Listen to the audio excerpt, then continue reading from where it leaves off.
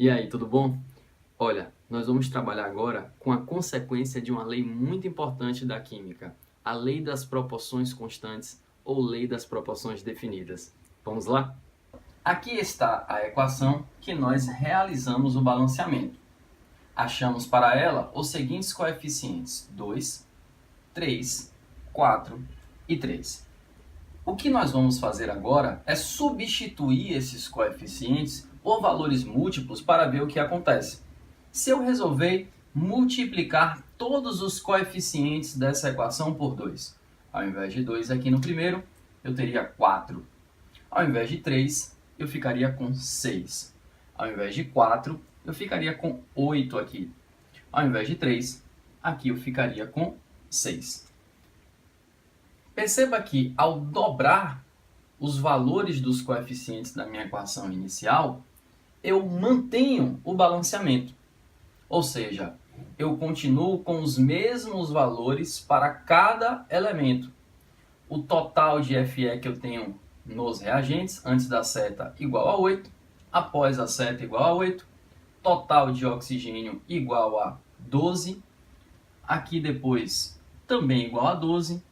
Total de carbono igual a 6 e depois da seta também igual a 6. Ou seja, ao multiplicar todos os meus coeficientes pelo mesmo número, nesse caso igual a 2, eu mantive o balanceamento. Vamos fazer agora de um outro jeito. Ao invés de multiplicar todos os coeficientes por algum valor, eu vou dividi-los pelo mesmo número. Então eu vou dividir todos os meus coeficientes aqui por 2. Ao invés de 2, aqui eu ficaria com 1. Ao invés de 3, eu ficaria com a metade, 1,5. Ao invés de 4, aqui eu ficaria com 2. E ao invés de 3, eu ficaria com 1,5. Perceba que eu continuo com a minha equação balanceada. O total de Fe que eu tenho aqui nos reagentes antes da seta igual a 2. Após a seta, nos produtos, também igual a 2. Oxigênio, 3. Depois, 1,5 vezes de 2, 3 também. Carbono, 1,5. Aqui também, 1,5. Desde que eu faça a mesma mudança para todos os coeficientes, eu vou manter a minha equação balanceada. Isso quer dizer o seguinte: se eu dobrar um desses valores, se eu dobrar um dos coeficientes, eu devo fazer o mesmo com todos os coeficientes. E desse jeito eu mantenho a proporção. Assim como, se eu dividir um dos coeficientes, eu devo dividir todos os outros pelo mesmo valor e eu continuo mantendo a minha proporção. Ao manter a proporção entre os coeficientes de uma equação balanceada, você manterá a sua equação balanceada. Você pode estar se questionando nesse momento sobre os números decimais que apareceram na equação quando eu dividi todos os valores por 2, todos os coeficientes por 2. 1,5 carbono, 1,5 CO2. Realmente, do ponto de vista qualitativo, isso parece bem estranho. É claro que existe uma explicação qualitativa para isso. Algo que torne esse 1,5 CO2 algo perfeitamente possível dentro da química. Porém, o nosso foco aqui nas equações químicas, no balanceamento, é nos aspectos quantitativos. Então, do ponto de vista quantitativo, uma equação química ela se assemelha muito com a equação matemática. Isso quer dizer que, se eu substituir os elementos dessa equação por variáveis como x, y e z, eu vou continuar mantendo essa equação balanceada. A verdade é que, para o balanceamento, os aspectos quantitativos se sobressaem sobre os aspectos qualitativos quando você quer aprender a fazer um balanceamento. E é isso que nós estamos trabalhando aqui. Eu vou mostrar aqui um exemplo para vocês onde recorrer a um valor decimal no balanceamento será a melhor escolha que você vai fazer. Vamos a esse exemplo? Vamos lá. Realizando o balanceamento dessa equação como nós aprendemos, vamos escolher os elementos que apareçam de preferência em apenas uma fórmula antes da seta e após a seta. Nesse caso, eu fico com o hidrogênio e o nitrogênio. Veja bem, O N aparece apenas nessa fórmula antes e apenas nessa fórmula depois. O H aparece apenas nessa fórmula antes e apenas nessa fórmula depois. Já o oxigênio aparece em muitas fórmulas nessa equação. Ele não é um bom elemento para começar. A minha dúvida está entre nitrogênio ou hidrogênio. E nesse caso, nós escolhemos aquele elemento com maior índice. Portanto, o meu balanceamento vai seguir a seguinte sequência: hidrogênio, depois nitrogênio e finalizaremos com o oxigênio. Procedendo com o balanceamento, nós vamos transformar o índice do elemento hidrogênio no coeficiente da fórmula onde ele aparece do outro lado da equação.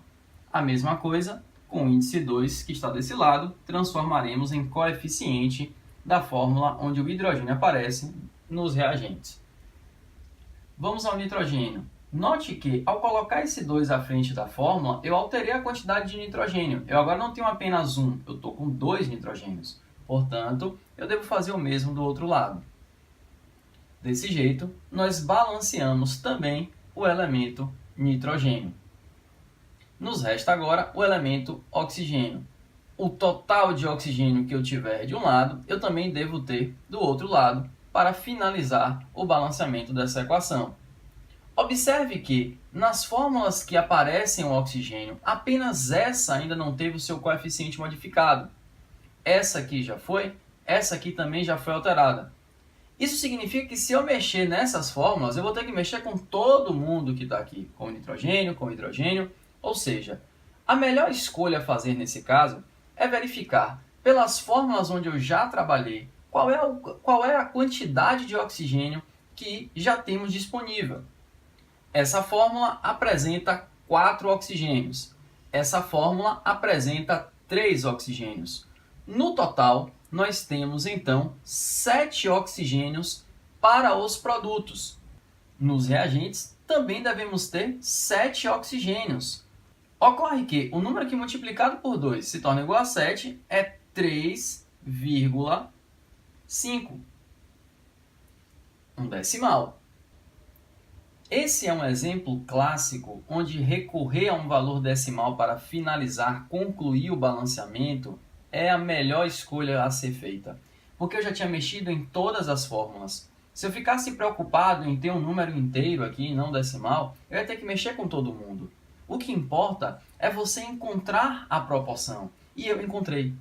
Veja, se no momento em que todos os elementos aparecem nas mesmas quantidades antes e depois, no caso 2 nitrogênios antes, 2 nitrogênios depois, 6 hidrogênios antes, 6 hidrogênios depois, 7 oxigênios antes e 4 mais 3, 7 oxigênios depois.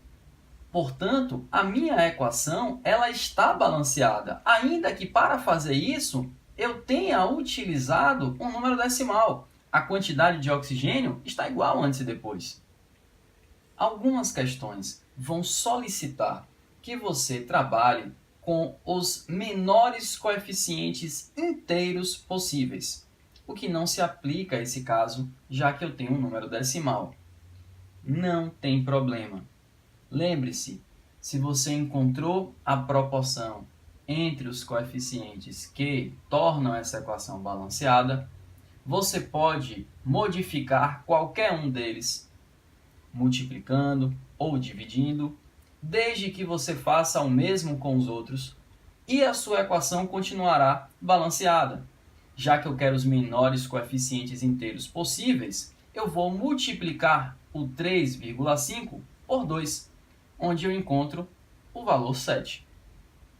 Se eu multipliquei esse coeficiente por 2, eu devo fazer o mesmo com todos os outros para que a minha equação continue balanceada. Assim, ao invés de 2, eu tenho 4NH3. Ao invés de 2NO2, eu tenho 4NO2.